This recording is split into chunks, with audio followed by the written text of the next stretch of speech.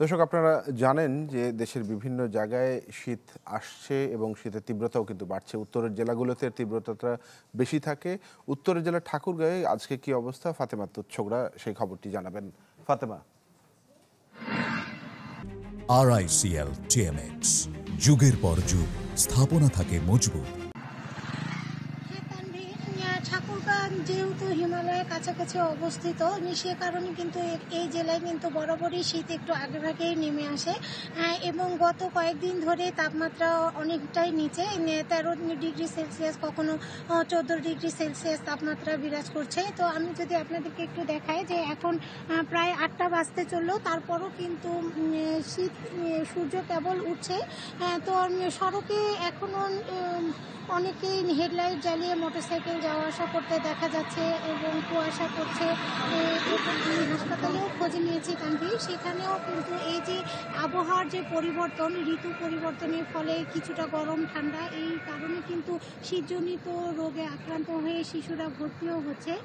তো এখন আসলে ঠাকুরগাঁয়ে যেই শীতটা লক্ষ্য করা যাচ্ছে, এটা কিন্তু আসলে উপভোগ্য, এখনো দুর্যোগের পর্যায়ে যায়নি। মূলত তাপমাত্রা যতই কমুক না কেন, ঠাকুরগাঁয়ের মানুষ বা উত্তরাঞ্চলের মানুষ কিন্তু ঠান্ডায় অতটা কাবু হয় না। যখন শৈত্যপ্রবাহ শুরু হয়, মূলত তখন থেকেই কিন্তু তাদের কষ্টটা বৃদ্ধি পেতে থাকে। তো আমি জেলা প্রশাসনের সঙ্গেও কথা বলেছি, তারা যেটা জানিয়েছে যে তারা ইতিমধ্যেই শীত বস্ত্র বা কম্বলের জন্য চাহিদা প্রেরণ করেছে। তবে ইতিমধ্যে কিন্তু বেসরকারি উদ্যোগে, যেমন যমুনা ব্যাংক, ইউএসডিও এবং রাজনৈতিক বিভিন্ন যুবদল, জামায়াতে ইসলাম, বিভিন্ন এখানে কিন্তু শীতবস্ত্র বিতরণ করছে। এই জিনিসগুলো কিন্তু এখনও লক্ষ্য করা যাচ্ছে।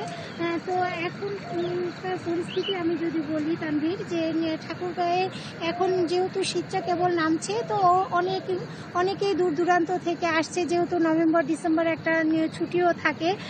তো ঠাকুরগাঁয়ের খেজুরের রস বা প্রকৃতি বা ঠান্ডা উপভোগের জন্য কিন্তু অনেক মানুষ আসে তাদের আত্মীয় স্বজনের বাসায় বেড়াতে। তো এখন পর্যন্ত শীত যেটা রয়েছে, কাঁথা, কম্বল বা লেপ, চাদর, সোয়েটার সবই পরতে হয়।